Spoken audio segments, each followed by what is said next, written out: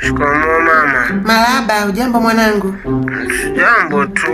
Habari za masomo?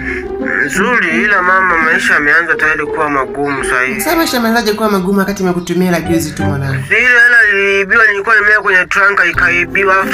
Sasa tumeambiwa Ijumaa tuende kwenye shule nyingine kwenda kuwatembelea kwa tuchangie hela.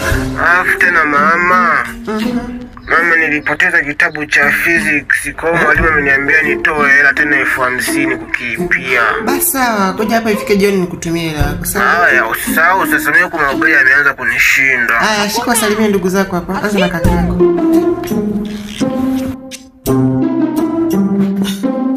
Halo. Halo. Shikamoo kaka. Marahaba. Sasa wewe Martin, yaani unasema kwa umepoteza kitabu cha physics. Wewe usome physics, unasoma gati. Kwa mtu asichangamisha akili sio? Au unataka akili yangu yenyewe idume kama ya akili yako? Wewe ulifeli kwanza wewe. Martin. Sasa nini sasa, kuna kitu cha kuficha hapo wakati kweli ulifeli tena kwa sababu ya mautongozaji yako ya manamake.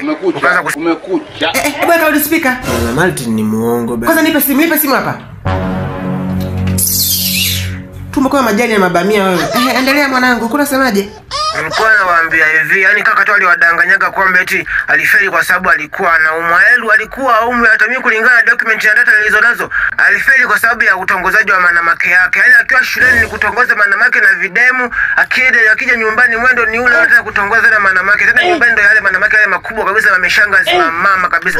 Mama hata huo wanaki nyumbani yale mama kabisa makubwa, anakuja kumuulizia kaka nyumbani hapo. Waga anakuja. Yaani kubabaki udogo awepo asiwepo, shida ipo pale pale tu. Da. Yaani sasa mama hao mameshangazi sasa, ikiwemo mama Angel, yule mama anayekuja kufua pale nyumbani, na yule dada Bonge, yote hao mamshangazi yake anamleaga. Si ameshayapaga nini? Hivi mama, dada yupo hapo? Wewe sinulizo kama upo bana. Nipo. Martin vipi? Safi tu, shikamoo dada. Marahaba.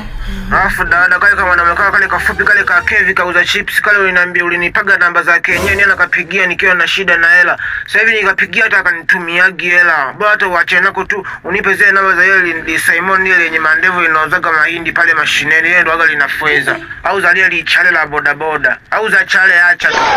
Basi mwanangu, baadaye nitakutumia hela. Mpe simu mwalimu wako. Haya. Mauma. Kwa hiyo wewe na mishangazi ni si ndio? Hamna mama. Nisikizeni sasa. Kila mtu atoke hapa ndani. Naenda kajitegemee, kama mnaenda kuolewa mkaolewe huko. Hamna kutoka na kitu chochote hapa nyumbani kwa sababu mjanunua nyewe wenyewe. Na hizo nguo mlizovaa zote mzivue, mtoke kama mlivyozaliwa. Fuck you all. Kwisha wewe. Kwisha mimi. Kwisha kabisa.